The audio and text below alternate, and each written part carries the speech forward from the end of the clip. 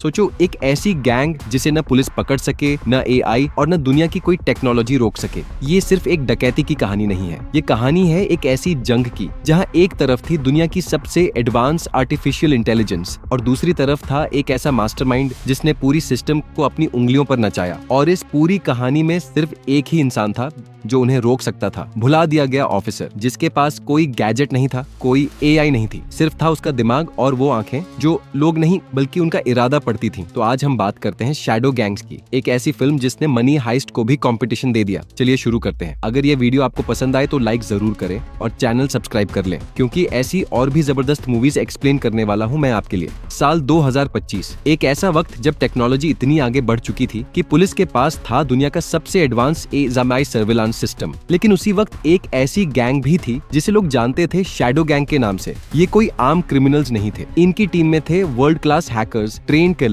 Killers और ऐसी planning जो किसी भी सिक्योरिटी सिस्टम को बच्चा बना दे। और इस गैंग का सबसे खतरनाक वेपन था उसका हैकर बिल। रात का वक्त शहर के सबसे सिक्योर्ड बैंक के सीसीटीवी नेटवर्क में कोई घुस रहा था। कंट्रोल रूम में बैठे ऑफिसर्स को लगा बस एक छोटा सा ग्लिच आया होगा, सिस्टम में कोई टेक्निकल खराबी। लेकिन अगली ही सेकंड अलार्म, खबर आई कि शहर के सबसे सुरक्षित बैंक से करोड़ों डॉलर की डकैती हो चुकी है। पुलिस ने तुरंत एक्टिवेट किया अपना एआई सर्विलांस सिस्टम स्पाइस, जो पूरे शहर के कैमरास को सिर्फ कुछ सेकंड्स में स्कैन कर सकता था। जल्दी ही एआई ने ट्रेस कर लिया चोर की कार का लोकेशन। कई पुलिस यूनिट्स वहां पहुंच गईं, लेकिन जब पहुंचे तो रोड बिल्कुल खाली थी और स्क्रीन पर वही कार अभी भी दौड़ती हुई दिखाई दे रही थी। पूरा पुलिस नेटवर्क हैक हो चुका था। अगली सुबह जांच में एक और बड़ा खुलासा हुआ। जिस तिजोरी को लूटा गया था वो थी एक अरबपति बिजनेसमैन की। उसने अपने 500 करोड़ डॉलर के क्रिप्टो अकाउंट का आधा पासवर्ड एक नोटबुक में छुपा कर रखा था। मतलब चोरों को सिर्फ पैसा नहीं मिला था, उन्हें मिला था दुनिया की सबसे बड़ी डिजिटल दौलत तक पहुंचने का रास्ता। और यह तो सिर्फ शुरुआत थी। गैंग का अगला टारगेट था मकाऊ टावर की एक बिल्डिंग, जहां थी एक डिजिटल करेंसी कंपनी का मेन ऑफिस। पूरे स्टाफ को बंधक बना लिया गया, कुछ एम्प्लॉइज को बेरहमी से पीटा गया, फिर मेन सर्वर तक पहुंच बनाई गई। गैंग का लीडर था जॉन, लेकिन असली खेल खेल रहा था पर्दे के पीछे बिल। जैसे ही सिस्टम एक्सेस हुआ, पता चला कि इस कंपनी के क्लाइंट्स में थे देश के सबसे बड़े क्रिप्टो इन्वेस्टर्स और उनमें से एक के अकाउंट में थी 10 अरब डॉलर से ज्यादा की रकम। जॉन समझ गया इतना बड़ा पैसा उतना ही बड़ा खतरा लाता है। उसने सबको यही डेटा छोड़ देने की सलाह दी, लेकिन बिल वो लालच के उस मोड़ पर पहुंच चुका था जहां से वापसी मुश्किल थी। उसने अपने साथी मैक्स को पूरा डेटा कॉपी करने का आदेश दे दिया। कुछ ही मिनट में पूरी बिल्डिंग वॉर जोन बन गई। पुलिस को खबर आ चुकी थी, बिल्डिंग की हर मंजिल सील की जा रही थी। गैंग सर्वर से डेटा लेकर लिफ्ट की तरफ भागी। लेकिन सबसे दिलचस्प बात यह थी कि गैंग का लीडर जॉन बाकी साथियों के साथ नहीं था। वो नीचे लॉबी के कैफे में आराम से कॉफी पी रहा था। किसी को कोई शक नहीं, लेकिन फिर एक औरत ने गलती से उसकी फोटो खींच ली। उस वक्त किसी ने ध्यान नहीं दिया, लेकिन यही फोटो आगे चलकर पूरे केस का सबसे बड़ा सबूत बनने वाली थी। लिफ्ट के अंदर पुलिस और क्रिमिनल्स के बीच जबरदस्त भिड़ंत शुरू हो गई। इसी दौरान गैंग ने कैप्टन सैम को बंधक बना लिया। अब बाकी ऑफिसर्स गोली नहीं चला सकते थे। सैम हारने वालों में से नहीं था। जैसे ही मौका मिला उसने अकेले 4 अपराधियों का सामना किया, लेकिन तादाद ज्यादा थी। आखिरकार गैंग ने उसे हथकड़ी लगा दी और सीधे बिल्डिंग की छत की तरफ बढ़ गई। छत पर पहुंचते ही क्रिमिनल्स ने ऐसा कदम उठाया जिसकी किसी ने कल्पना भी नहीं की थी। वो सीधे टावर से छलांग लगा देते हैं, नीचे सैकड़ों फीट की गहराई। लेकिन उनके पास थे स्पेशल पैराचूट्स। इसी अफरा तफरी में एक औरत नीचे गिरने वाली होती है। सैम अपनी जान की परवाह किए बिना उसे बचाने के लिए दौड़ा और यही वजह थी कि अपराधी एक बार फिर उसकी पकड़ से निकल गए। बिल ने बिल्डिंग का पूरा लिफ्ट सिस्टम भी हैक कर दिया था। सैम के पास नीचे उतरने का कोई रास्ता नहीं बचा। मजबूर होकर उसने एक जंपर केबल पकड़ी और अपनी जान जोखिम में डालकर टावर से नीचे उतरने लगा। किसी तरह वो बच गया, लेकिन गैंग वो पहले ही शहर के दूसरे हिस्से की तरफ निकल चुकी थी। होटल की छत पर लैंड करते ही उन्हें लगा वो बच निकले हैं, लेकिन वहाँ पहले से पुलिस उनका इंतजार कर रही थी। गैंग ने अपने मास्क, हाईटेक गैजेट्स और चालाकी का इस्तेमाल करके पुलिस को भ्रमित कर दिया। कुछ ही मिनट में वो होटल के अंदर गायब हो गए और बिल ने होटल के सारे सिक्योरिटी कैमरों का डेटा मिटा दिया। पहली बार एआई सिस्टम पूरी तरह बेबस नजर आ रहा था। पुलिस मजबूर हो गई, पुराने तरीके अपनाने पड़े। तभी सीनियर ऑफिसर लारा ने एक ऐसा नाम लिया, सुनकर कमरे में सन्नाटा छा गया। अब हमें रिटायर्ड लेजेंड ऑफिसर वोंग को वापस बुलाना होगा। सैम हंस पड़ा। उसे लगा एक बूढ़ा आदमी इस हाईटेक दुनिया में आखिर क्या कर लेगा, लेकिन लारा ने उसे याद दिलाया मशीन्स पहले ही हार चुकी हैं। एआई अपराधियों के पीछे भाग रहा था और अपराधी एआई से कई कदम आगे चल रहे थे। अब उन्हें चाहिए था एक ऐसा इंसान जो कंप्यूटर नहीं, इंसानी स्वभाव पढ़ना जानता हो। 2 ऑफिसर्स, रॉक और हेलन, वोंग को ढूंढते हुए पहुंचे। कभी वो पुलिस का सबसे खतरनाक अंडरकवर एजेंट हुआ करता था। उसकी फाइल बहादुरी और खतरनाक मिशंस से भरी थी, लेकिन उसके अतीत पर एक ऐसा दाग भी था जिसने उसकी पूरी जिंदगी बदल दी। उसके पार्टनर की मौत, और वो पार्टनर था कोई और नहीं, हेलन का पिता। जब रॉक और हेलन उसे ढूंढ के पहुंचे, वो किसी खतरनाक मिशन पर नहीं था। वो आराम से अपने कुत्ते को घुमा रहा था। पहली नजर में कोई यकीन नहीं करता था कि यही वो आदमी है जिसने कभी अपराधियों की दुनिया में डर का नाम कमाया था। हेलन ने स्टूडेंट बनकर उससे बात करने की कोशिश की, लेकिन अगला ही पल वोंग खुद उसकी टेबल पर आकर बैठ गया। मुस्कुराते हुए बोला, पूरा दिन मेरा पीछा कर रही हो, कम से कम थोड़ा प्रोफेशनल तो बनो। हेलन हैरान रह गई। और असली झटका, वोंग बिना किसी को एहसास हुए रॉक का पुलिस बैज भी चुरा चुका था। उम्र भले बढ़ गई थी, लेकिन उसकी नजर और दिमाग आज भी पहले जैसा खतरनाक था।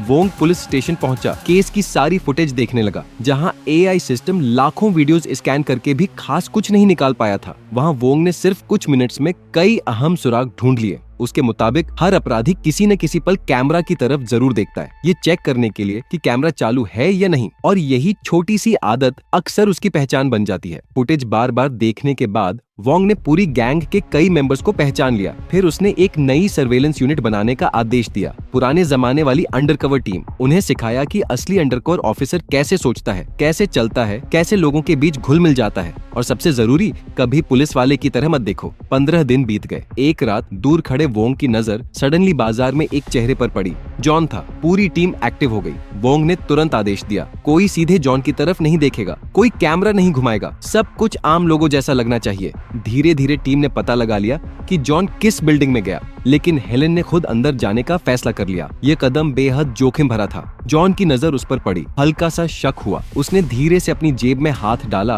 और चाकू तैयार कर लिया। वोंग दूर बैठा फुटेज देख रहा था। कुछ ही सेकंड्स में समझ गया जॉन ने हेलन को नोटिस कर लिया है। वो तुरंत बिल्डिंग के अंदर पहुंचा। बिना वक्त गंवाए हेलन का पिता बनने का नाटक शुरू कर दिया। उसने बहाने से हेलन के कान का ब्लूटूथ डिवाइस भी निकाल दिया ताकि जॉन को कोई शक न हो। फिर वो आराम से जॉन के पास बैठ गया और बातों बातों में उसने जॉन को एक सेब ऑफर किया। देखने में आम सेब था, लेकिन अंदर छुपी थी एक छोटी कैमरा। जैसे ही जॉन ने सेब लिया, कैमरा ने उसके चेहरे की बिल्कुल साफ तस्वीर कैप्चर कर ली। पुलिस को अब तक का सबसे क्लियर शॉट मिल चुका था। एक रात अचानक दरवाजे पर दस्तक हुई। जैसे ही वोंग ने दरवाजा खोला, सामने खड़ा आदमी बिना एक सेकंड गंवाए हमला कर दिया। यह था टिम, बिल का जुड़वां भाई, एक बेहद खतरनाक और ट्रेंड फाइटर। कमरे के अंदर देखते ही देखते जबरदस्त लड़ाई शुरू हो गई। बिल कहीं दूर बैठा पूरी लड़ाई लाइव देख रहा था। उसके चेहरे पर जरा भी चिंता नहीं थी, क्योंकि यह हमला कोई अचानक लिया गया फैसला नहीं था। डिनर के दौरान उसने चुपके से हेलन का फोन हैक कर लिया था। अब उसके पास सिर्फ हेलन का डेटा ही नहीं था, पुलिस स्टेशन के कई कैमरों और सर्विलांस सिस्टम का एक्सेस भी था। बाहर बैठी सर्विलांस टीम को कुछ भी असामान्य दिखाई नहीं दे रहा था। उनकी स्क्रीन्स पर सब कुछ नॉर्मल था। बिल एक बार फिर साबित कर चुका था, टेक्नोलॉजी उसके हाथों में सबसे खतरनाक हथियार थी। मगर उसकी योजना में एक छोटी सी गलती रह गई। टीम को शक तब हुआ जब हेलन अचानक उनके सामने दिखाई दे गई, जबकि स्क्रीन पर वो अभी भी कमरे के अंदर थी।